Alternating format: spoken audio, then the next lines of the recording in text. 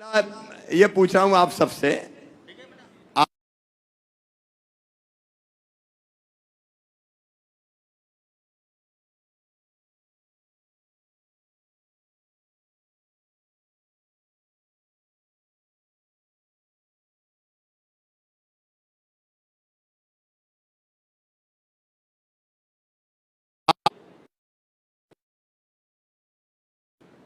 और इसलिए मुझे लगा कि रूखा सूखा भाषण नहीं, हम कार्यक्रम कुछ इस ढंग से करें कि हमारे बच्चों की प्रतिभा भी सामने आए। और आज हमारे बच्चों ने जैसी प्रस्तुति दी है, मैं अभिभूत हो गया। हमारे बच्चे इतने योग्य हैं, जरा ताली बजा के अपने सब बच्चों का स्वागत करें। अब हम 2-3-4 चीजों पर बात करते हैं, फिर हम चाय नाश्ता करेंगे। नंबर 1, सरकार की, भारतीय जनता पार्टी की सरकार की कई योजनाएं हैं।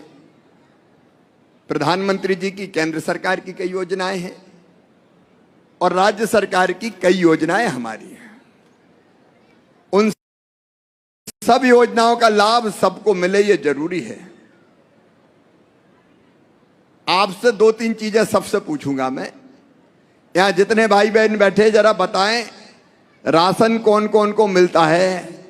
राशन वाले हाथ उठाएं। आसानी से मिल जाता, परेशानी तो नहीं होती? जोर से बोल के बता दे, परेशानी तो नहीं होती? अब पहली चीज, नगर निगम, कलेक्टर, जिला प्रशासन ये सुनिश्चित कर ले कि कोई वंचित तो नहीं है। अगर वंचित कोई रह गया तो उसको राशन देने का काम किया जाएगा। तो हम जो शिविर लगा रहे हैं, वो शिविर हम केवल एक चीज का नहीं लगाए, हेल्थ के चेकअप का।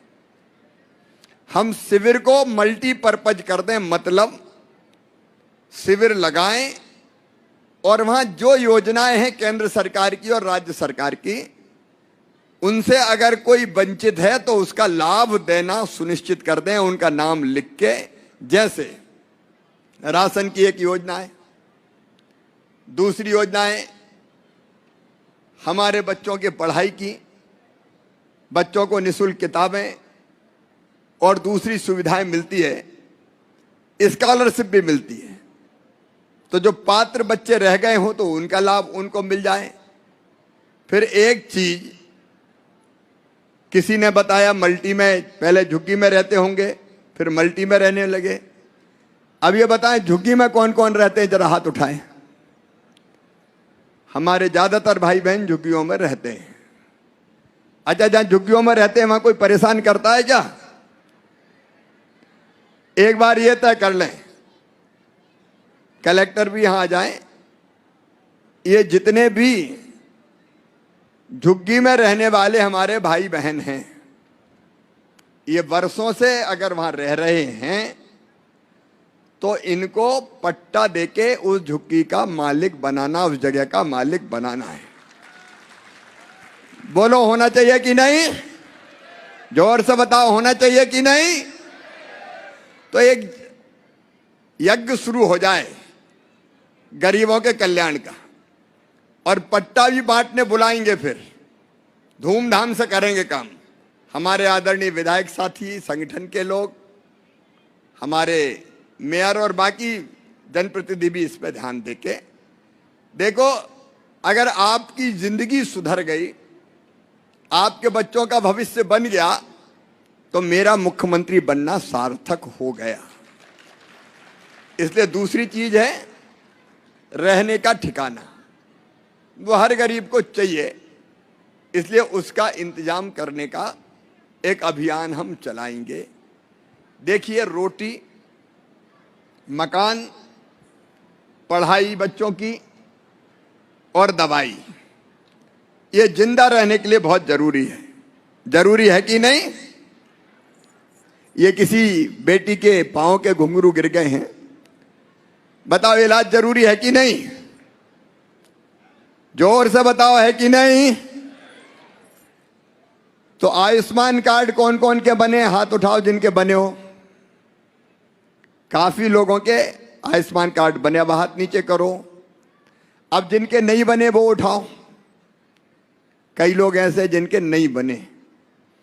तो अब एक काम करते हैं अपन, जो हमारा हेल्थ कैंप लगेगा, जैसे मैंने कहा मल्टीपर्पज बना के सबके कार्ड बनवाना है, ताकि बीमार अगर हो जाएं तो फ्री में इलाज हो सके।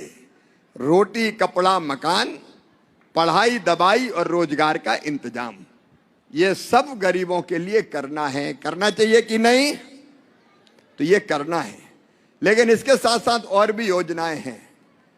लाडली लक्ष्मी एक योजना है। लाडली लक्ष्मी बेटियां कौन कौन के हैं, जरा हाथ उठाएं। कई लोग हैं जिनके लाडली लक्ष्मी बेटियां हैं। देखो भैया, एक बात सुन लो, लाडली बेटियों की बाकी सब व्यवस्था कर ही रहे हम। अब कॉलेज में अगर एडमिशन लेगी तो कॉलेज में प्रवेश लेने पे एडमिशन लेते ही 12,500 और डिग्री प्राप्त करते ही बीएससी बीकॉम बीए की फिर 12,500। और एक बात और सुन लेना, जो मैंने पहले कही कि लाडली बेटी मेडिकल इंजीनियरिंग कहीं भी पढ़ेगी तो उसकी फीस भी मम्मी पापा नहीं, मामा भरवाएगा। भारतीय जनता पार्टी की सरकार भरवाने का काम करेगी। तो अपनी लाडली लक्ष्मी योजना में अगर कोई रह गया हो, उसका लाभ मिल जाए। फिर जो 10,000 रुपया स्ट्रीट वेंडर योजना का है, कौन कौन को मिला, जरा हाथ उठाओ। अब एक काम और करें, काफी लोगों को मिला है। कई ऐसे रह गए होंगे जिनको स्ट्रीट वेंडर का लाभ नहीं मिला, और इसलिए एक बार ये लिस्टिंग हो जाए कमिश्नर नगर निगम और उनकी टीम हमारे सबके सहयोग से, जनप्रतिनिधियों के, ये लिस्टिंग कर ले कि जो जायज काम धंधा करने वाले हैं उनकी लिस्टिंग होके, और हम स्ट्रीट वेंडर के प्रकरण बना के बैंकों में भेजें, ताकि हम धीरे धीरे सबको 10,000 रुपये का लाभ दिला सकें। और आपने जैसा सुना, 10,000 रुपया बिना ब्याज के, 10,000 वापिस कर देंगे तो फिर 20,000 मिलेंगे, 20,000 वापिस कर देंगे तो फिर 50,000 मिलेंगे। मतलब धीरे धीरे अपना काम धंधा आगे बढ़ता चला जाएगा और हम अपने पैरों पे खड़े हो जाएंगे।